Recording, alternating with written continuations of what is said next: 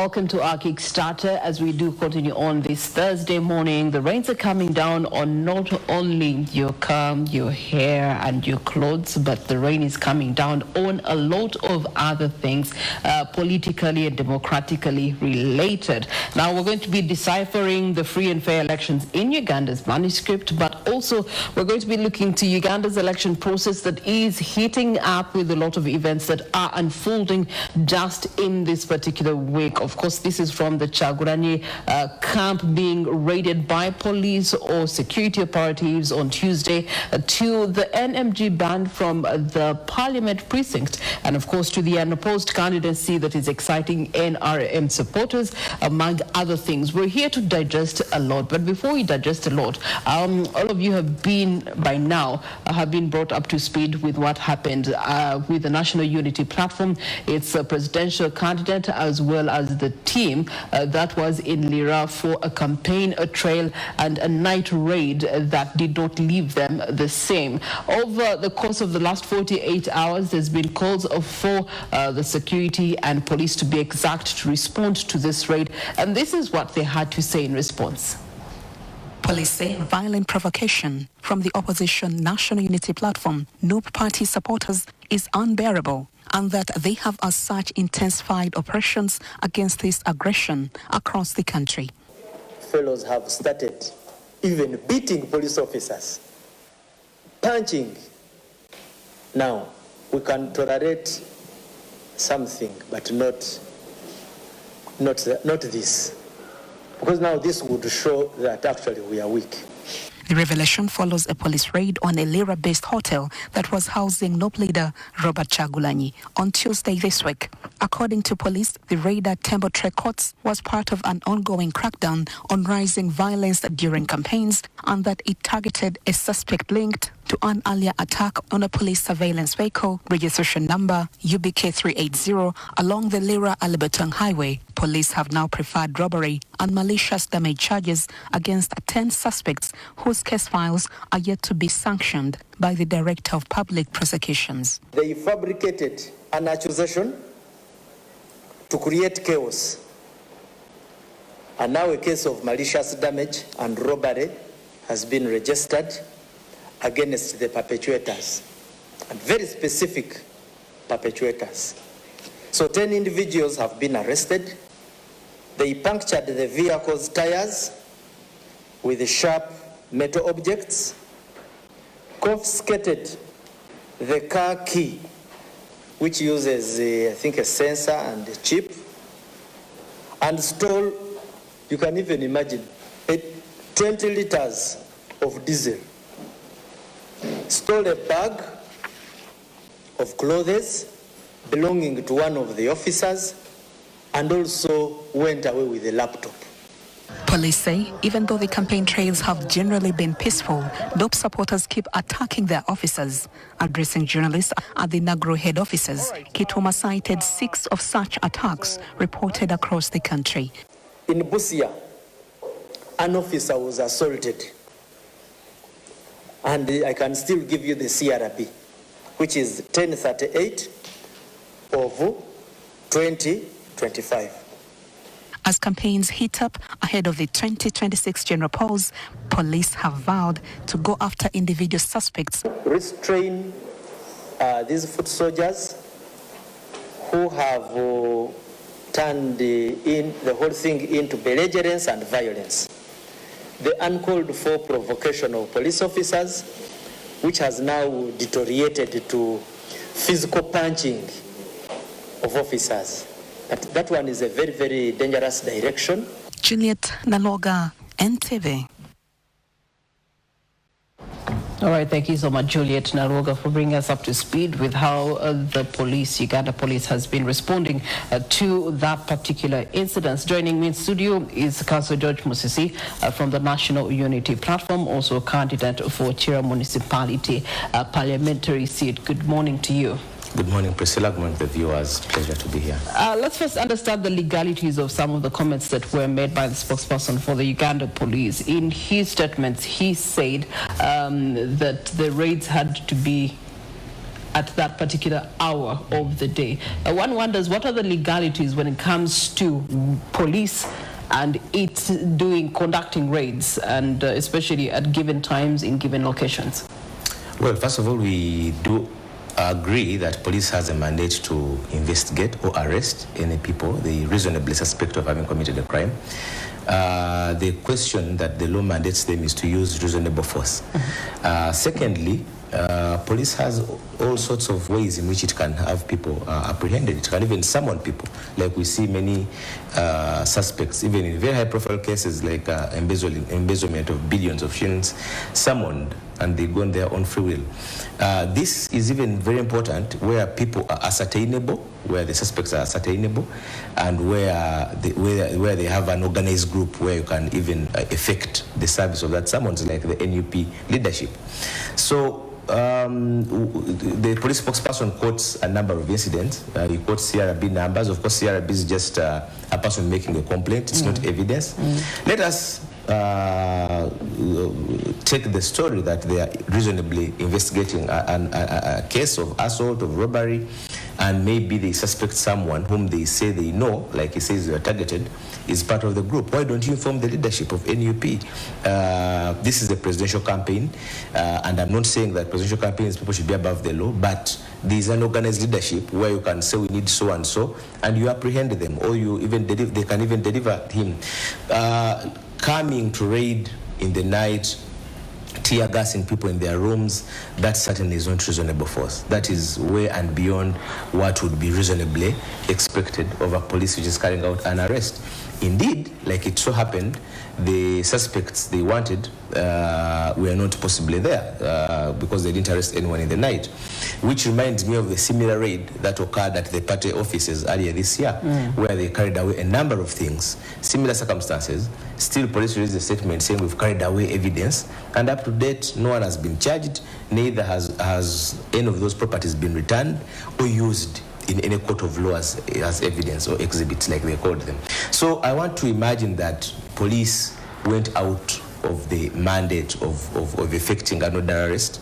I think they had some other political intentions of trying to cause some bit of fear and mayhem into this campaign, because they had every reason to even wait for these people in the morning to say that, okay, early morning there is someone we need out of here, not coming in the night, breaking into the rooms and tear gassing. And of course, many people suffered defects. I spoke to a number of people yesterday morning. They all had first grade treatment because of the tear gas that was put in the rooms, and they had to sleep in the same rooms. Okay. All right. That being said, yesterday we did have a press statement that was coming in from the leader of the National Unity Platform, Robert Chagulanyi, and he had mentioned that 17 people had been apprehended by the police, and as of yesterday, only 7 had been released. 10 had been released. Yes. So the other 7, what is the account of the other 7? They were charged yesterday at Lira police station, the main police station in Lira City. They were charged. They are yet to be arraigned in court. We hope that they will be arraigned today, because the 48 hours which are constitutionally guaranteed within which they're supposed to be arraigned in court elapsed today. So we hope they will be arraigned in court. Yes.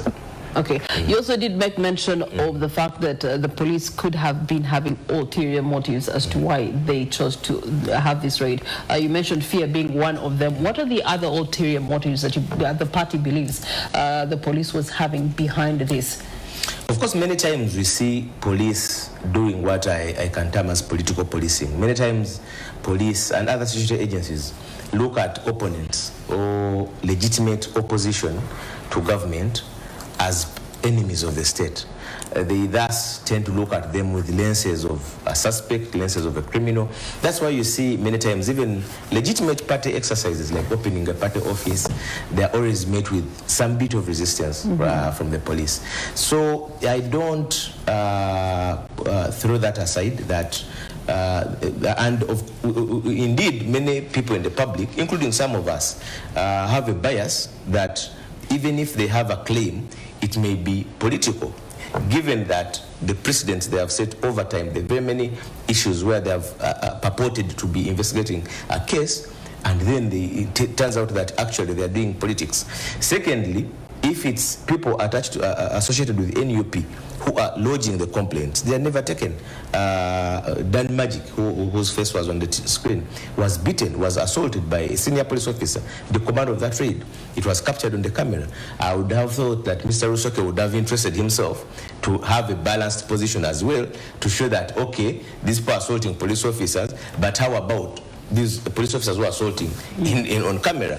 The silence is certainly deliberate. And I know that he suffered an injury. He tried to lodge a complaint both at Lida police station and at Libdong. They refused to open up the complaint to take the step. By refusing, this means that they didn't even write down. They didn't even write down. They didn't even give him a CRB number that Mr. Rusoke is quoting. They didn't even give him a number to show that you've registered this case against this person.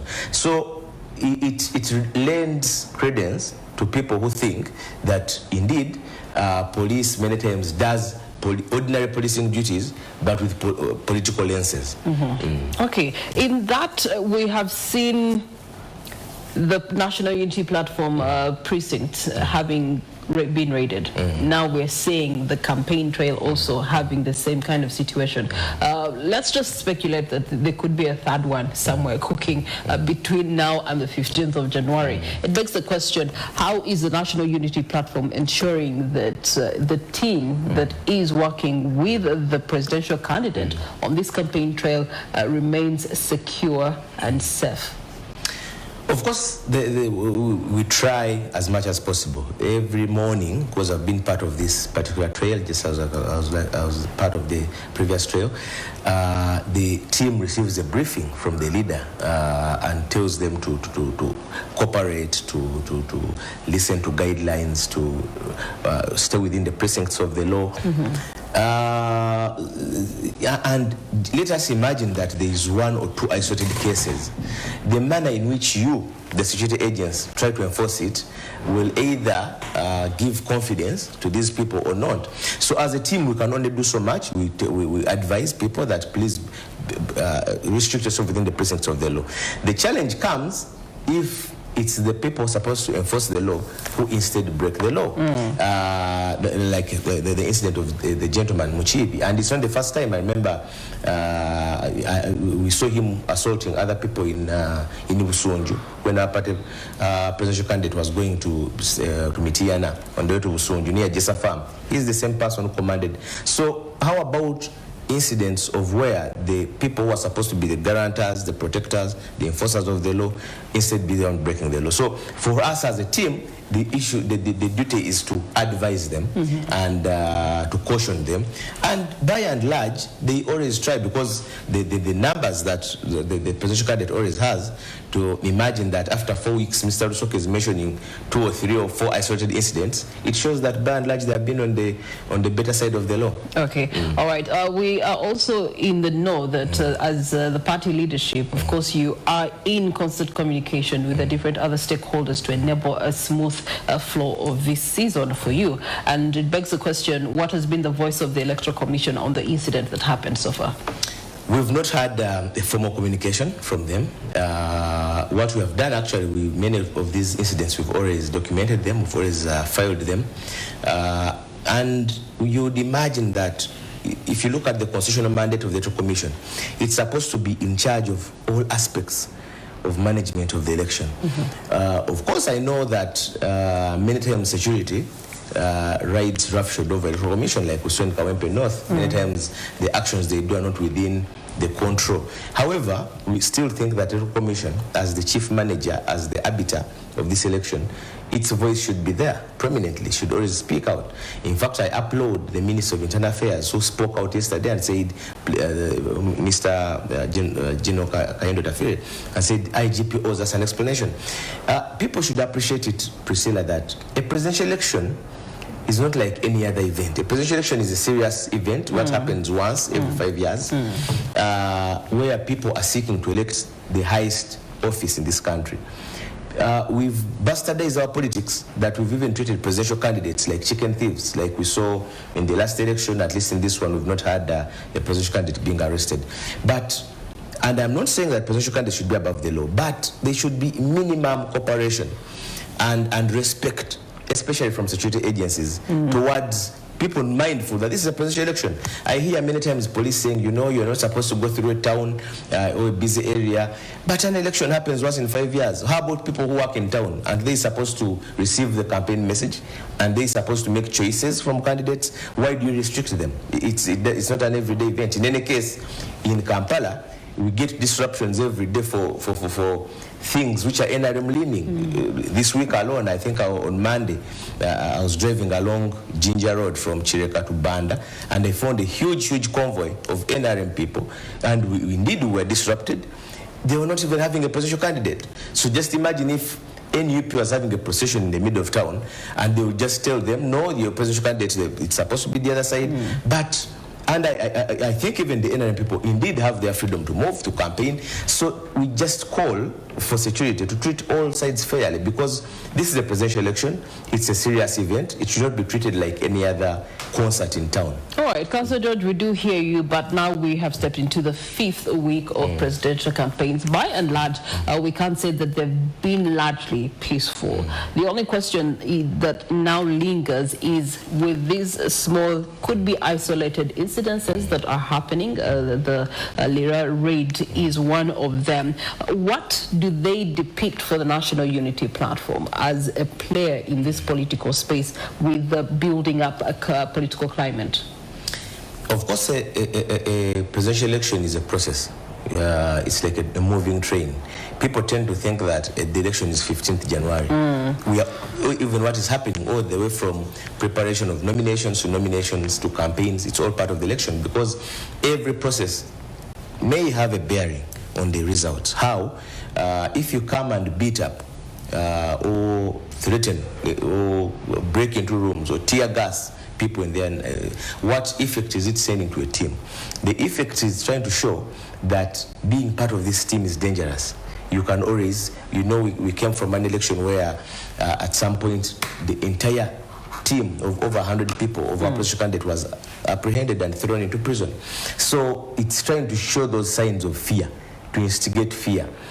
When people are campaigning, people should, and that's why candidates receive some degree of immunity in their speech and their movements, is because people should be free to campaign and take their message. So if you come and start making, yes, and like you rightly mentioned, that it may be an isolated incident, but it's part of a pattern that we've seen over time. Actually, let me. You've mentioned the pattern, and allow me to draw a pattern. Ever since Robert Chagulanyi Sentamu was in Kakumiro, ever since then, there's been a growing, might be small, but it's definitely visible attention that he has gotten and reaction that he has gotten, especially from security agencies. And so maybe you touched the eye of the camel. And it's deliberate. It's a deliberate pattern of seemingly isolated incidents, but deliberately targeted, and deliberately targeting a particular candidate. And of course, we have over 70 days to campaign. Like you mentioned, no one knows what is happening tomorrow, but we don't ignore them. We don't ignore them, because we've seen it before, and we've seen how NUP has been treated in the last 5 years, not just in the election. We saw how the NUP candidate in Kawempe North was treated. Out of the 10 candidates, I think was the one who was always tossed up and down. So we don't ignore them. Those incidents indeed go to the outcome of the election, because if you threaten a team, if you threaten people, you are trying to show a message that associating with this candidate is dangerous. Associating with this candidate comes with a risk. Okay. So be worried. All right. Now let's go to the other elements of the season that have also cropped up. The unopposed candidacy that we saw through the nomination of parliamentary seats last week. It has taken an increasing toll, especially from the ruling National Resistance Movement.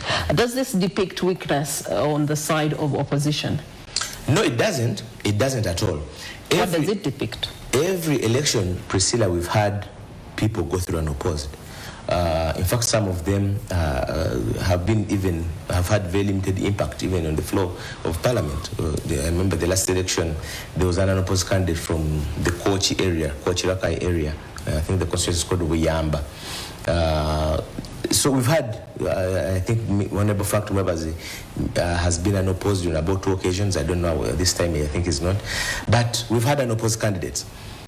And it's not abnormal. It's not a threat ordinarily. to the opposition. It shouldn't be. It shouldn't be. Yeah. It shouldn't be a threat. The issue this time around, why it's raising eyebrows, it's the manner in which the unopposed candidature was procured, and some of the allegations around which have not been, and some of the allegations have been ending at the very door of the body which is supposed to be a neutral arbiter. Because we saw this in Kakumiro, where the NDP candidate was stopped saying, you know, you need a deed poll, but she had put her documents. There's what we call a pre-nomination process, where you put all your documents and they're verified. We saw it in Bukedea with the same allegations, where EC was purporting to block people who are trying to access. We saw it in another constituency, I think Budiope. So the issue is not the unopposed candidature per se, but the allegations around which that candidature was procured. Now, I know that allegations may be allegations. However, perceptions are also key in politics, Priscilla. So it should be up to the Electoral Commission to not only address these concerns from the people who are showing interest, but also to the public to show that indeed we didn't have any underhand methods, because the Electoral Commission, as a body which is supposed to be neutral, thrives a lot on how the public perceives its image. Okay. If you are perceived as a biased arbitrator, like indeed the people who are putting those allegations are saying, then it goes to the outcome of the other elections you're organizing. Okay. In any case, if you cannot be fair in a parliamentary race, how will you be fair in a presidential race where one of the candidates is the sitting president? All right, Councillor George, you are a lawyer, and then you are also getting into the political space, and you of all people know the power of media and media as a tool to ensure that there's accountability in democracy and governance. It's upon that background that NMG is currently facing a ban from covering events in Parliament. This is in addition to the presidential activities ban that we already experiencing as a media house. In your perspective, when you see this kind of suppression, especially on an independent fourth eye that is supposed to just let things be and report them as they are, what does this signal? One, for the political environment; two, for democracy and accountability; but also three, for the opposition. One, it sends all the wrong signals. Maybe it just confirms something that has been happening. We've been degenerating over time in terms of our tolerance, especially to civic rights. First of all, it's not in doubt that the constitutional guarantees on press freedom are well in favor of the NMG and doing what it's doing. Those constitutional guarantees have been interpreted by the highest court in this country to say that indeed people have a right even to give false information, by the way. Now, when we see incidents, I don't even want to call them isolated incidents, of a threat to NMG, stop covering with the president, stop the covering with the parliamentarian, it's just sending a message that we are coming. We don't tolerate free media anymore. Maybe when you say we are coming, this is in reference to who? The government, the people in power. We are clamping down. And to provide some bit of context, government has always been uncomfortable with free speech. Now, of course, Daily Monitor has been at the forefront of that, run-ins with government. CBS FM 2009-10 was closed, same thing. It has always been uncomfortable with people who report independently. However, they've always had the decency to either respect court decisions or to tolerate them, even when they're uncomfortable. What is happening now is that we're entering an era of impunity, where people don't care whether it's lawful or not. Because earlier, they would do shameful things, but with some bit of decency, where they would realize their shame and then clothe themselves by morning. This time, we're entering an era where they can close you and then even give no reasons, or stop you from doing your job, which is unlawful, but give no reasons. And I want also to join it with the other issues that have been happening. One, in the political space, where there is increasing intolerance. Today, as we speak, We have people like Sam Mugumya, who were abducted by military people, even according to the police report, which was brought in court this week. And for 2 months now, they have not accounted for them.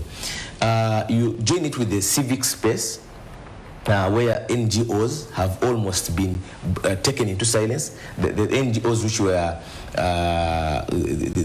shining a torch onto government excesses, many of them are almost quiet, either by circumstances of the dwindling donor funds, and we know how that came about, or by direct threats.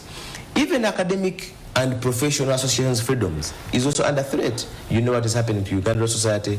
The other day you saw medical association about 3-4 years ago, and they were kneeling in their grounds before the president. And all those other professional associations are fighting for space to act independently.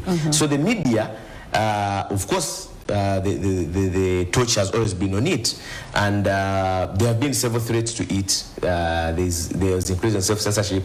We've seen journalists being battered, like we saw earlier this year in Kawempe. And now, of course, when it comes to independent freedoms and independent opinions, Daily Monitor has been a trailblazer onto such for all the times, for over 30 years that this government. So this is like the last act of trying to say, let's see what we can do, whether we can. So what makes it worse is that it may not even be official government position. Just like when they banned you from covering the president and no explanation given, I thought that the handlers or the president's office or state house or whoever owed the public a duty to say, we are stopping them for this and this reason. On the screen, we have Daily Monitor's front page today that has a bold and black that states, democracy dies in darkness. Democracy is dying in darkness, Councillor George Musisi, especially when it comes to elective cycles. Between 2016 and 2021, we saw a clamp on media, more so social media, that was coming up as the alternative mode for freedoms of expression. Then we saw 2021, the internet being cut off, and that means that now people could not freely express themselves across different platforms that were using that medium. And then today, you also see a rise in how media is being clamped on, especially for political parties. As they're going through electoral cycles, every time you are attempting to actually voice out your manifestos and your quest to the people through different media outlets, either the media outlet is closed, that radio station is stopped from taking on any other party that is not the NRM from giving it the freedom to actually air its voice out, because some places are hard to reach right now. National Unity Platform couldn't cross through a road that had been taken over by the weather. Now, the people on the other side need to hear the messages you earlier said, but how can they hear the message through media? And today, a whole fully fledged independent media house is also being clamped down. Begs the question, what is the future of democracy if this continues? Priscilla, there is a direct relationship between media freedoms, between independent media, or between the freedoms to express yourselves freely and democracy. In fact, media freedoms and the right to freedom of expression is the cornerstone of a democratic society, because democracy is all about expression. By voting, you're expressing yourself. If you're talking about a free and fair election, it envisages where people receive messages and give messages in equal measure or equitably fair measure. So where there is a direct attack like we have on NMG against an institution, I don't want even to look at it as NMG and Parliament. No, it's media. Yes, it's media, but then it's even sending a message to the other non-banned media that if you do this, you will also face the same measure. But the question is, do what? Because it's not yet clear what the media house has done. Well, like I mentioned, we entered into an era of impunity where people who hold offices can do anything without offering an explanation. And this is also part of the degeneration that we've suffered over time. That previously, there would be these threats to the media, they would even, they one time closed down Daily Monitor, but there would be some sort of explanation from government that we are doing this, we're investigating this. However frivolous the charges were, at least there was an explanation. The mere fact that, and what makes this worse is that it's being not, Daily Monitor is not being stopped from covering a military barracks or general court martial, but parliament, which is supposed to be the cornerstone of people's representation. The nature of parliament in our constitution is supposed to be the center of where all people, that is why MPs are supposed to be representative of the entire country, have their voices. So the irony, and the sad irony, is that this is happening at Parliament, at a place which is supposed to be the cornerstone of free expression. MPs, when they're on the floor of Parliament, have immunity over what they say. The reason for that was that it's supposed to be a place where people deliberate over ideas. So the mere fact that someone is shutting a dark curtain between the people knowing and the legislature is, I think, representative of how far we have fallen as a country. Okay, well, speaking of cornerstones, Tanzania yesterday went to the polls to decide electively who's going to be their leader, their parliamentarian, and their local council leader for the next tenure. That is given to them. It begs the question, they've also had a similar situation, a suppression and restrictions on media, arrests of opposition activists and political activists, to mention but a number of things, and begs the question, they are done and dusted, we can put it that way, because their race is finished. We're just waiting for official results from their electoral body. Ours is a journey that still has some days and months to go. What are some of the lessons that can be drawn from there so that we can, in one way or another, avert them? And even so, how do we avert them? Well, unfortunately, there are not so many good lessons or positive ones that can be learned from Tanzania as it is today. Tanzania has never been a cornerstone of freedoms, for starters. Not under Nyerere, not under all the subsequent presidents. However, I think it has also turned the corner. Yesterday on social media, one of my friends commented a sarcastic comment, which although has some truth, that maybe East Africa integration should be fast-tracked, such that these countries have one abduction team, or one general court martial, one to ease work, because there are so many issues that are similar. So what we are seeing in Tanzania under Ms. Samia Suluhu, first of all, for the previous elections, even under Magufuli, we saw some semblance of competition. Even under Chikwete, we saw, of course, we know that the leading opposition candidate there, Tundu Lissu, has been shot. He one time was shot over 19 times on what was a politically instigated attack. But what we are seeing now is even a darker corner, where a candidate is not even allowed.